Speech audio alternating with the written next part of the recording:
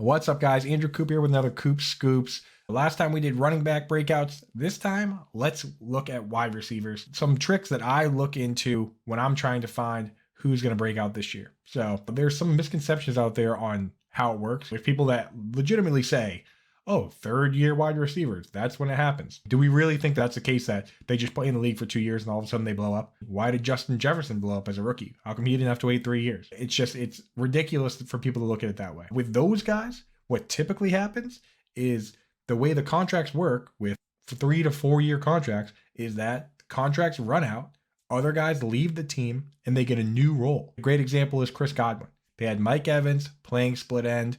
They had Deshaun Jackson playing flanker.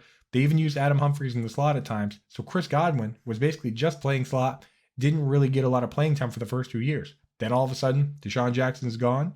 Adam Humphries is gone.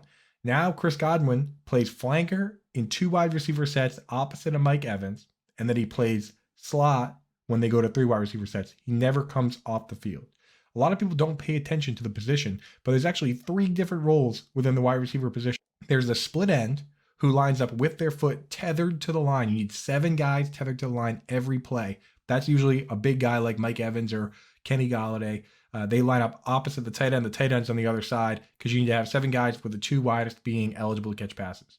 A flanker is the guy that lines up out wide, but he's a step back off the line. So he's usually outside the tight end. The tight end's on the line, flanker's back. That guy can go in motion. He has space to beat so it's really a different position entirely than what split end's doing. And then slot, of course, means he lined up inside either a flanker or a split end. Again, another role. So just for people that didn't know that, clarifying that. So Chris Godwin goes from playing just slot to playing flanker and slot. And we've seen time and time again that when the role changes like that, the number of snaps goes up, the number of targets goes up.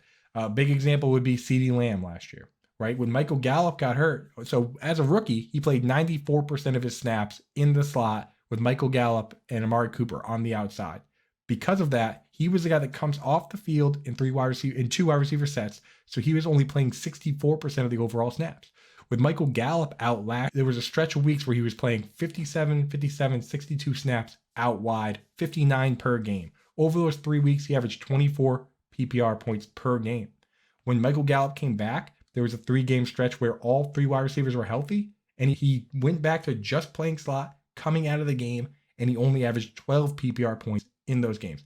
Now, Amari Cooper's gone, right? Michael Gallup's still there, but now CeeDee Lamb is going to be a guy that's going to play at flanker on every snap, and maybe if they bring in another wide receiver, he'll move into the slot, but he's never coming off the field. That's why CeeDee Lamb now is poised for a breakout.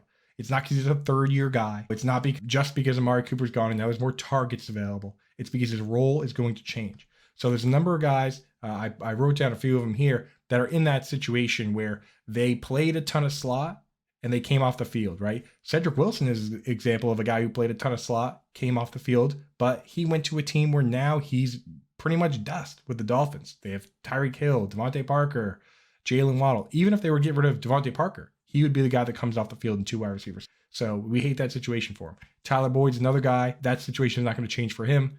But you look at some of these other guys, Jameson Crowder, for instance. He goes to the Bills. You have Stephon Diggs on the outside. And then now there's going to be a battle to see who's going to be a full-time player, Jameson Crowder or Gabriel Davis.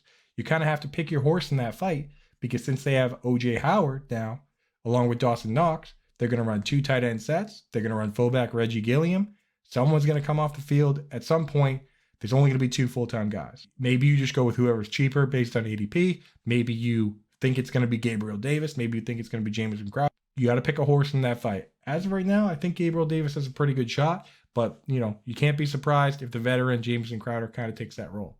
Another one, Christian Kirk, played 78% of his snaps in the slot, only played around 60-70% of the overall snaps. He's getting paid big time money by the Jaguars to be a full-time wide receiver. I don't care if you think he's overpaid. Him being overpaid means he's going to play a lot. That's the bottom line for that. So I'm in on Christian Kirk as long as he's the guy that's going to be out there every snap, which he is now. Jerry Jeudy, another one, played a ton of slot. Wasn't really necessarily a full-time guy though, because they like to use the 2 tight end sets, right, with Noah Fant and Albert Okwuegbunam. They like using Tim Patrick and Cortland Sutton. With Russell Wilson coming to town, he's been used to having DK Metcalf and Tyler Lockett, 2 guys on the field every. I don't see why Jerry Jeudy can't be a full-time player. And with Russell Wilson out there, we finally get to see what he looks like with a good quarterback. There was a huge debate, CeeDee Lamb or Jerry Jeudy, when these guys were rookies. CeeDee Lamb went to the Cowboys to play with Dak Prescott. Jerry Judy's been playing with Drew Lock and Teddy Bridgewater. Hasn't been a fair fight. I still think CeeDee Lamb is probably better. I thought he was better back then, but now we're going to get to see them actually go head-to-head, good quarterbacks, full roles. Noah Fant is gone, so no more 2 tight end sets. This is a situation where Jerry Jeudy gets his opportunity. So these are all names that I'm kind of looking at and saying, why can't one of these guys in their new role break out? Right? Why can't CeeDee Lamb or Jerry Jeudy have that monster season we've been waiting for them to get? Why can't a Gabriel Davis or Jamison Crowder do something like that? Why can't Christian Kirk have a big year? These guys are all going pretty cheap. You can get them on the sly, right?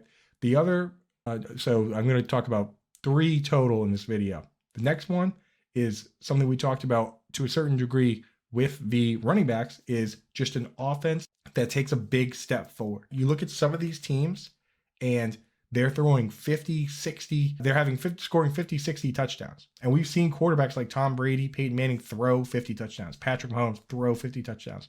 On the flip side, you've got a team like the Giants. The last 2 years, they're scoring like 20 touchdowns in the season. They were dead last year. They were second to last the year before.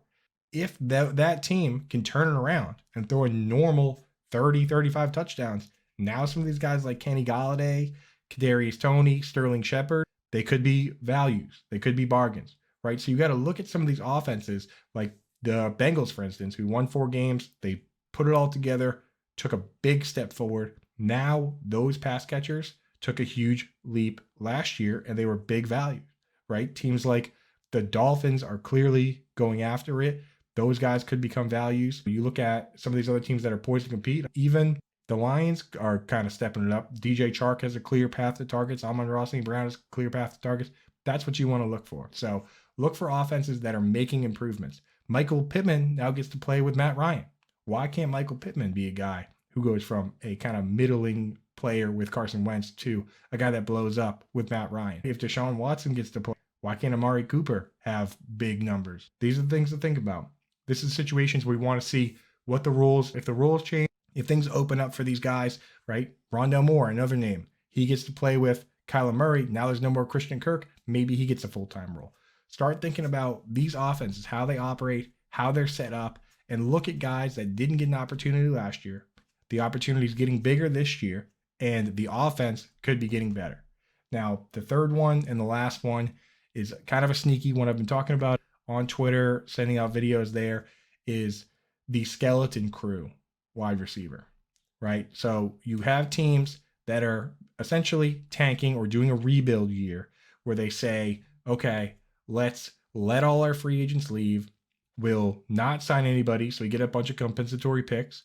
We'll burn off dead cap, and we'll push money to the future. We'll push picks to the future. We know we're not going to win this year, and we'll just kind of call it a bridge year. We'll call it a blank year. Well, guess what? That team still has to go out and play 17 games, and they're going to play to win.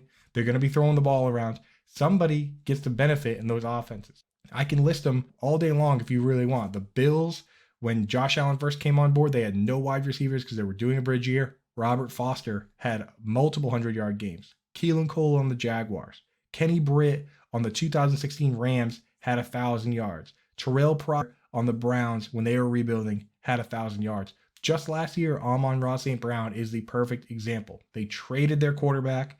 They signed no incoming free agents. They let 5 free agents leave. The max complex is 4, so they could sign one guy. They signed Jamal Williams.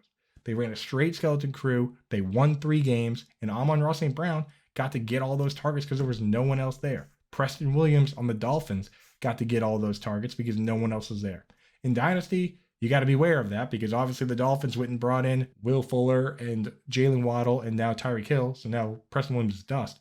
But in redraft, in best ball, that's where you can sneak these guys in. So think about some of these teams. The Falcons, clearly they are doing a bridge year here. Marcus Mariota is going to be their quarterback. They didn't sign any wide receivers. Matt Ryan left behind the biggest dead cap hit in a single season of all time. It's like $40 million.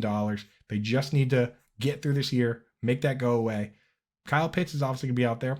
Who's going to be? Is it going to be, obviously it's not Calvin Ridley. So is it going to be Olamide Zacchaeus? Is it going to be Christian Blake?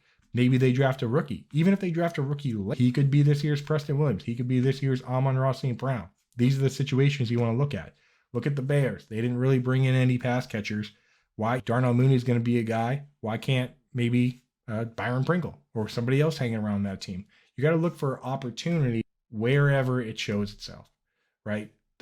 These teams, they're going to continue to throw the football. They have to throw it at somebody. Aaron Rodgers, he's a back-to-back MVP. Just because Devontae Adams isn't there doesn't mean that he's done throwing the football. He's going to throw it 500, 600 times. It's going to go to somebody. Right now, it could be Allen Lazard and Randall Cobb. Who knows? Maybe they draft somebody. Maybe they bring somebody in. But that's what you want to look for. You want to look for situations where guys are getting new and better roles, and that's when the targets come. Forget all this combine workout stuff. Forget all this. Wait till it's his third year stuff. We are looking for opportunity. Justin Jefferson blew up because he had the opportunity to play every snap across from Adam Thielen. That's why that happened. If he went to a different team that had 2 or 3 wide receivers and a tight end already, he wouldn't have blown up. That's just how that works. All right. So that's my advice for wide receivers. I know it's been all over the place, but take all that info and start scouring all these depth charts. Look at where names are being moved around, guys are getting new opportunities, and also look at where guys are losing opportunities, right? Like Jalen Waddle. It's pretty crowded over there now. Maybe you don't want to go for a guy like that where his role actually might be working. Gabriel Davis, another one where he had a 4 touchdown game, but they bring in Jamison Crowder. If they draft a guy, now it's all of a sudden pretty crowded. So you want to be looking out for crowded situations. The Raiders bringing in Devontae Adams, that's a no-go. On the flip side, though, keep an eye out for those situations where guys are getting elevated, they're getting their chance, and maybe they capitalize on it. All right, guys, talk to you next week.